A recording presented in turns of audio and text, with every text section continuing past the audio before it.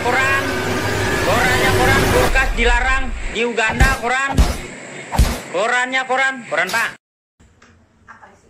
Kita mau ini aja ngasih pendapat aja sih, sesuai yang sudah kita kasih kemarin. Kita menunggu masa PSBB dibuka kembali ya, berakhir tanggal 4 besok. Karena itu hari ini berharap kita bisa menyampaikan sesuatu 2 hari sebelum ini dibuka, semoga jadi bahan pertimbangan untuk segera diselesaikan. Dalam arti kan ada rumus akan diperpanjang. Kalau saya pribadi, saya tidak mengataskan nama fraksi dari kemarin karena saya tidak tahu pendapat fraksi dan tidak ada pesanan dari fraksi sendiri untuk apa, untuk gimana. Tapi secara pribadi kemarin saya, Mas Wahyu, gak tahu kalau Pak Pur punya pandangan, dan hari ini kita pengen dibuat berita lagi supaya didorong supaya continue dorongan itu gitu ya. Kita berharap PSBB segera diakhiri, tapi bukan berarti juga jadi langsung bedol desa gitu ya. Tapi dibikin satu sistem di mana protap kesehatan dan lain-lainnya diterapkan, dibikin aturan supaya semuanya berjalan sesuai dengan masa pandemi sekarang. Memang kalau PSBB itu dilaksanakan, mungkin bisa mengendalikan adanya paparan lebih banyak dari COVID, tapi kan tidak menolkan. Maksudnya tetap terjadi paparan ya kan. Berarti kalau misalnya melihat itu, bisa dibilang PSBB bukan salah satu solusi yang tepat kan gitu. Mengingat waktu PSBB-nya sudah cukup panjang, sudah hampir 3 bulan. Kalau saya melihatnya, seberapa kuat orang bertahan, urusan perut terutama, bertahan tanpa penghasilan, ya kan? Oke, sekarang ada bantuan dari pemerintah untuk masyarakat, tapi bantuan itu kan juga tidak cukup untuk 1 bulan, ya kan? Sekarang kalau misalnya PSBB terus diperpanjang, semakin banyak orang yang stres menurut saya. COVID-nya nggak kena, tapi stres, sakit jiwa, bisa juga meningkatkan kriminalitas. Terutama kalau orang kan berbuat kejahatan karena ada permasalahan ekonomi lah pastinya, entah lapar, entah buat biaya pengobatan dan lain-lain. Jadi pertimbangannya kalau PSBB diperpanjang, ya silakan dipertimbangkan bagaimana mereka bisa bertahan di rumah, tapi dengan kondisi yang sebagaimana mestinya, bukan kondisi lapar atau apapun gitu ya. Jadi kalau bisa keputusan itu diambil mempertimbangkan kondisi-kondisi di masyarakat, terutama masyarakat yang di bawah. Kriminal itu terjadi, korbannya pun mereka. Nggak ada orang yang dibegal pada saat naik motor Harley gitu ya, atau yang motor 150 cc ke atas gitu, nggak ada. Semuanya kenanya ke masyarakat kecil. Jadi berharap, bukannya saya tidak takut corona atau apapun, tapi kita harus pikirin solusinya gitu, solusi terbaiknya untuk menghadapi corona, bukannya kita hidden di rumah gitu ya, ngumpet di rumah gini. Masyarakat disuruh PSBB, tidak semua masyarakat mempunyai fasilitas memadai untuk melakukan PSBB. Kedua, ketika hal-hal yang menunjang, mereka harus bayar listrik, tetap harus bayar listrik, tetap harus makan, tetap harus gimana mencegah kebosanan, misalnya dengan handphone, tapi kan harus beli kuota belinya pakai uang. Tidak ada yang menggratiskan wifi Jakarta misalnya, tidak ada yang menggratiskan listrik, walaupun kalau nggak salah ada pengurangan ya, ada pengurangan biaya atau tarif untuk listrik, tapi tetap harus dibayar. Kalau mereka tetap di rumah karena banyak perusahaan yang tidak bisa berjalan, terus ada yang banyak kerja di restoran, mall atau apapun, nggak bisa bekerja karena dipekerjakan di rumah, penghasilan dipotong, segala macam, itu juga perlu dipertimbangkan lah. Jadi berharap PSBB dibuka demi bangkitnya kembali perekonomian. Tapi kalau saya pribadi ingin untuk sekolah anak-anak itu terakhir dibukanya, tidak dalam waktu dekat, karena pelan-pelan kita bangkit dulu ekonominya, baru kita pikirkan anak-anak. Karena buat kan gini, untuk keselamatan mereka, kesehatan mereka dan lain-lain, ini kan generasi bangsa, harus kita protek. Sekolah, saya sih jujur sebagai orang tua nggak masalah kalau anak saya terlambat 1 tahun gitu. Toh bukan karena mereka bodoh, tapi karena keadaan. Yang penting tapi mereka lebih safety lah. Jadi pelan-pelan kita fokus. Jadi di Jakarta ini khususnya fokus pengobatan pasien COVID, tapi juga bisa ekonominya bangkit dengan protap-protap kesehatan yang diatur. banyak orang yang ketakutan ketika mall akan dibuka. Saya yakin nggak semua orang juga segitu segitu stresnya pengen ke mall, begitu dibuka jadi bedol desa. Kalau diterapkan aturan pasti akan berjalan dengan baik. Misalnya kita minta kepada para pengelola mall dan lain-lain untuk melakukan protap-protap yang sebagai mestinya. Misalnya restoran misalnya dibuka nih. Oke, kapasitas biasanya 50, oke sekarang untuk 25 dengan diatur jarak yang luar biasa. Dengan ada yang misalnya bergantian antrian jam 5 silakan suruh cari restoran lain. Kalau itu diterapkan atau kasih aja warning ke para pengelola kalau tidak menerapkan, mungkin pertimbangannya adalah surat izinnya dipertimbangkan atau sampai dicabut, ya silakan. Namanya itu kan aturan. Aturan 1, 2, 3. Iya, gitu. Maksud saya diatur. Saya yakin itu lebih bijak menurut saya. Karena kita pun kadang di luar sekarang kita berkantor, kita mau cari makannya susah karena nggak ada yang buka. Pedagang pada susah kan gitu. Tapi ini udah 3 bulan, mau berapa lama lagi mereka harus bertahan seperti itu gitu. Pandemi ini kan harus kita hadapinya sama-sama. Masyarakat dikasih paparan, dikasih pengetahuan tentang COVID terus-menerus supaya lama-lama aware sama dirinya sendiri. Kenapa terus-menerus? Kita juga belajar ngaji kan nggak sebentar, abata sampai hafal kan gitu ya. Jadi harus dikasih tahu kena COVID itu apa, penularannya bagaimana, proteknya gimana. Jadi masing-masing akhirnya sadar diri sendiri lah, kira-kira seperti itu. Jadi rumus-rumus untuk diperpanjang menurut saya itu udah bikin masyarakat tambah stres. Sebagian orang mungkin solusi ya, tapi solusinya di mana gitu. Kalau PSBB bukan solusi menurut saya. Itu di rumah terus-menerus setiap detik, setiap menit, setiap jam. Buat sebagian orang di kelas bawah kan mereka mungkin nyawanya cuma 1 petak, nggak punya kamar masing-masing, ya kan, rebutan nonton TV itu udah jadi stres gitu. Biasanya kan nggak bisa rebutan karena mungkin bapaknya bekerja atau siapanya sekolah, anak-anak nggak bisa main sekarang kan gitu. Jadi PSBB dibikin ini lagi lah, aturan yang dipertimbangkan lagi, terus dipertimbangkan juga efek-efeknya gitu ya secara detail. Dan saya sih berharap tanggal 4 itu adalah masa akhir PSBB. Kalau dari saya ya. Kalau dari Pak Wahyu, Amin. Amin. Amin. Amin. Gimana? Boleh Bu Ketua? Boleh dong. Atau Pak pun silakan. Oh, iya. Jadi yang dijelasin Bu Ketua udah lumayan cukup bagus. Karena memang di samping dari semua itu adalah sisi psikologis. Bagaimana sisi psikologis masyarakat Jakarta yang selama ini selalu diberikan data-data bahwa nanti kadang-kadang positifnya turun, kadang-kadang positifnya naik. Coba dibuka komponennya.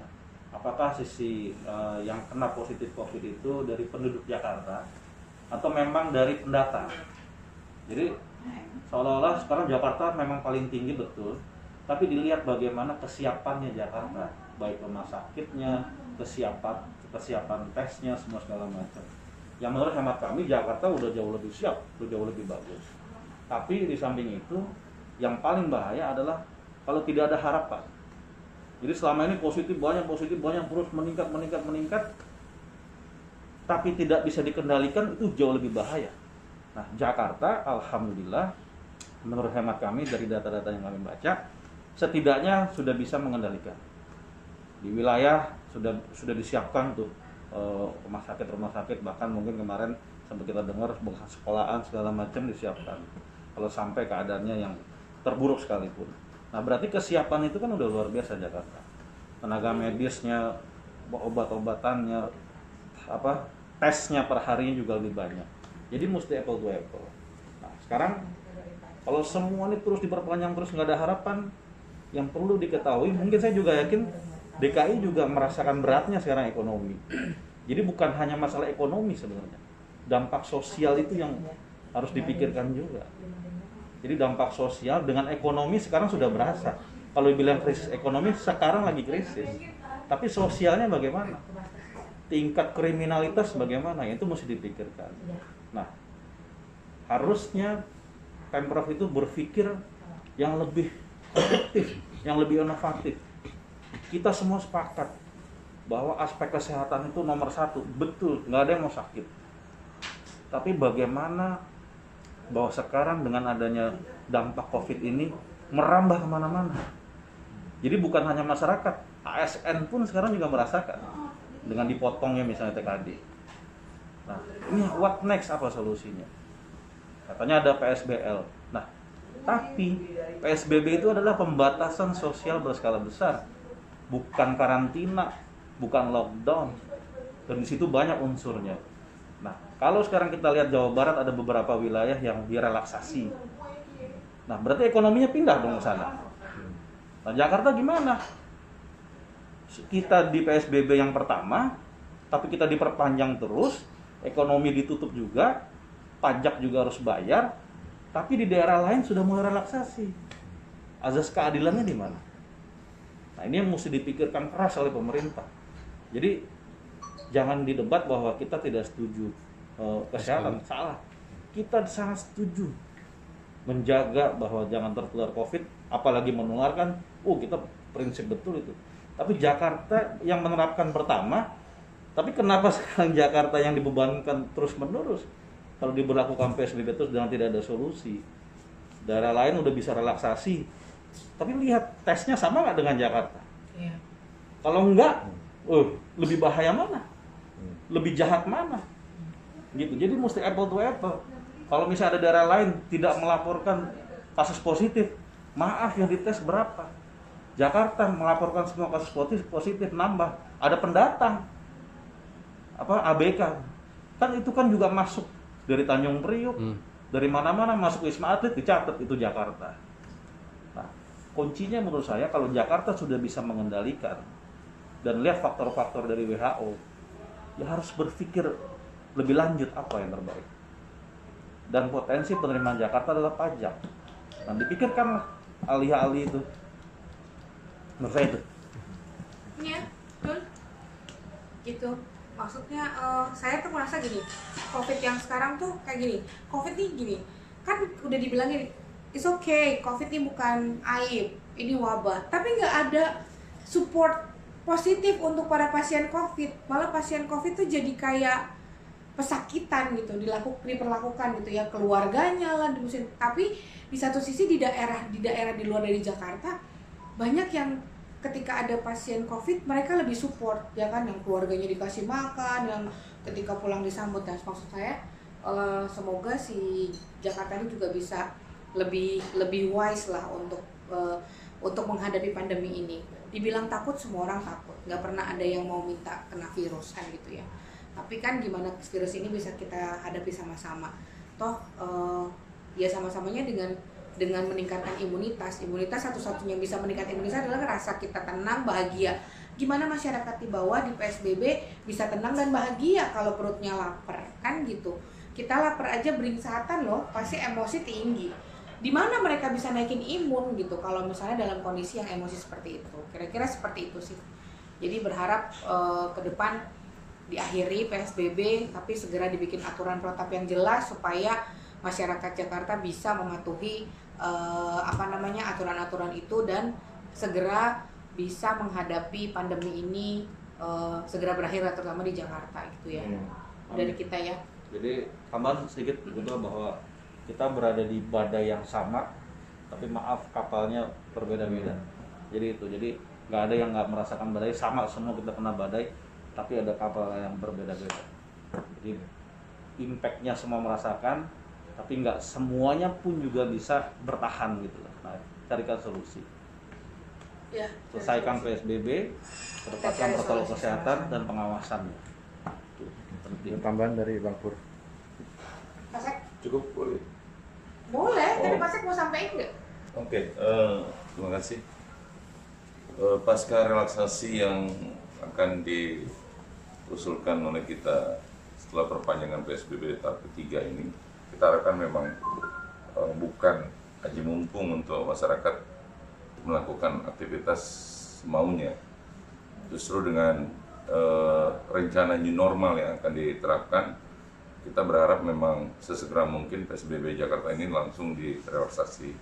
Karena sektor-sektor terpenting perekonomian harus tetap jalan, keagamaan harus tetap jalan, sosial budaya juga harus tetap jalan. Tapi tetap di sektor-sektor tertentu seperti pendidikan dan kesehatan tetap harus menguatkan itu sampai dengan RO atau RT kita betul-betul nol gitu. Jakarta dengan RT yang masih di bawah 1 masih dianggap masih mungkin terjadi kegagalan relaksasi PSBB atau new normal seperti yang dilakukan oleh Korea Selatan karena ulah masyarakat kita sendiri. Jadi kuncinya ada kedisiplinan dari masyarakat. Selain kita juga menghendaki pemerintah untuk segera merelaksasi PSBB di Jakarta, kuncinya kedisiplinan dari masyarakat Jakarta sendiri untuk tetap mengikuti pola-pola new normal yang akan diterapkan sehingga betul-betul kita bisa terbebas. Ada asumsi yang salah ketika dianggap new normal ini akan diterapkan betul-betul dianggap bebas dari pandemi. Padahal sesungguhnya new normal ini dilakukan justru untuk melakukan percepatan untuk penularan supaya tidak terjadi penularan dan timbulnya wabah kembali. Saya rasa itu mudah-mudahan kesabaran kita untuk tetap menjaga social distancing, kemudian juga perhatian yang lebih terhadap kesehatan itu akan bisa membuat kita cepat keluar dari keadaan ini. Itu loh yang saya bingung kalau untuk masalah keagamaan ya. Jadi kesannya gini, kita tuh jadi takut banget sama corona, jadi kita melupakan Allah yang ada di atas segalanya gitu loh. Maksud saya juga tidak setuju yang mungkin udahlah sementara waktu sholat Jumat ditiadakan. Memang sholat Jumat boleh diganti oleh sholat zuhur gitu. Tapi kita jadi aktivitas keagamaan tuh jadi kayak nomor sekian, walaupun gini loh, diharapkan kehangatan terjadi ketika PSBB karena banyak waktu kita di tengah keluarga. Oke, sebulan itu terjadi sebulan. 2 bulan, 3 bulan bukan kehangatan. Kejenuhan yang ada gitu. Bukan gitu, kehangatan tuh bukan begitu kan caranya gitu ya. Anak ngajarin bikin PR, biasanya nggak bikin PR, emosi gitu kan. Selama ini gimana sih? Menurut saya sebenarnya Jakarta tuh masih lebih baik loh daripada di kota lain karena kita rumah sakitnya termasuk yang memadai gitu. Kalau di daerah nggak tuh ini lebih baik lah menurut saya di Jakarta gitu ya. Sekarang mana ya nggak hampir semua rumah sakit merata, bukan cuma rumah sakit rujukan. Saya penanganan COVID-nya cukup baik lah insya Allah. Udah lebih banyak belajar dari kota lain. Makanya karena sebagai barometer kita juga harus tunjukin kita hadapin pandemi ini sama-sama dengan solusi yang terbaik, protap yang jelas gitu ya. Tapi kan emang nggak bisa dihindari. Sekarang kan penularannya kita nggak pernah tahu dari mana. Kenaikan maksud saya gini, kita PSBB 3 bulan juga tidak menghentikan ini COVID. Tetap ada yang terpapar, walaupun mungkin tidak menukik, tidak signifikan, tapi kan tetap ada. Berarti kan mungkin ada solusi lain yang bisa kita hadapi itu gitu. Sekarang masalahnya di Jakarta ini seperti Pak Wahyu bilang, yang ada di sini bukan cuma masyarakat berKTP DKI gitu kan, yang dari luar kota juga ada. Tapi kan kita kesannya kalau orang dari Jakarta, jadi banyak berita tuh gini, siapa kena COVID, oh ternyata kedatangan keluarga dari Jakarta. Masa kesannya Jakarta nih kumannya di sini gitu ya, padahal kan bukan itunya gitu loh. Mungkin jadi maksudnya supaya ada solusi dan meningkatkan kesadaran masyarakat akan kesehatannya masing-masing gitu loh. Kan nggak ada obatnya COVID. Artinya kalau misalkan itu gelombang kedua, second wave terjadi, ini Jakarta udah siap menghadapi itu. Kalau PSBB ini, saya rasa Jakarta jauh lebih siap dibanding Korea kalau menurut pandangan saya. Karena selama ini pun Jakarta yang jadi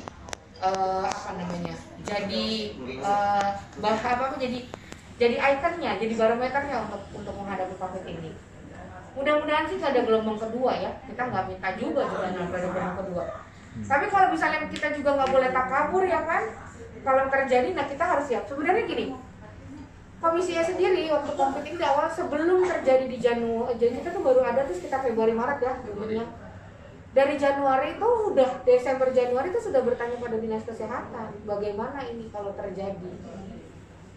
Mereka sudah bisa mengantisipasi tapi tidak melakukan tindakan. Jadi akhirnya langsung pandemi, langsung kewalahan. Sebenarnya kalau misalnya antisipasi sudah ada, harusnya misalnya kita udah Dinas Kesehatan dengan pemerintah pusat kayak pemerintah daerah kayak sudah sadar, sudah melakukan estimasi. mungkin kan nggak langsung terjadi kehebohan atau lonjakan. Saya korban loh, gitu ya. Saya menghadapi ini gitu, dan saya lihat kalau dibilang takut lah, karena masalahnya gini, yang ditakutin masyarakat adalah ketika wafat jenazah COVID nggak ada yang nganterin gitu, kan nggak ada yang mau meninggal seperti itu menurut saya. Makanya kan kita harus lawan itu. Tapi kalau pengetahuan ke masyarakatnya jelas, detail, mereka akan sadar sendiri kesehatan. Itu kan bisa dilihat. Masih banyak masyarakat bawah yang tidak pakai masker. Mungkin nggak punya masker. Ya kan, untuk beli masker 15.000 sama beli nasi, ya mending beli nasi lah. Ya nggak sih? Buat makan kan gitu. Makanya gerakan bagi masker silahkan. Saya pernah Prof bagi masker, gue nggak kebagian tuh, jadi gue nggak tahu. Nggak pernah lihat soalnya detailnya. Oh, belum ya? Udah kelar kali. Udah belum sih, nggak tahu karena kita nggak punya maksud. Coba niat baik nih, maksudnya kalau niat baik. Ada 106 anggota dewan. Pemprov punya masker yang mau dibagiin ke masyarakat, bagiin juga anggota dewan satu-satu, ya nggak sih? Jadi kita punya kesamaan sama masyarakat nih pakai maskernya. Ya berapapun lah, gue nggak tahu. Tapi sebelum dibagi, keluar ya bagi-bagi ke. Pertanyaannya begini, kalau PSBB sampai jilid 100, apakah ada jaminan COVID akan selesai? Ya kan begitu kan? Yang di lockdown saja, tiba-tiba katanya ada second wave. Tapi harus, menurut saya, harus apple to apple juga. Korea misalnya, dilihat negaranya, subsidi ke rakyatnya nggak subsidi, listrik disubsidi, perbankan disubsidi, gaji disubsidi. Jadi rakyat ngikut, mau di lockdown lagi oke, mau dilepas lagi oke. Tapi kan kalau Jakarta, pembatasan sosial berskala besar.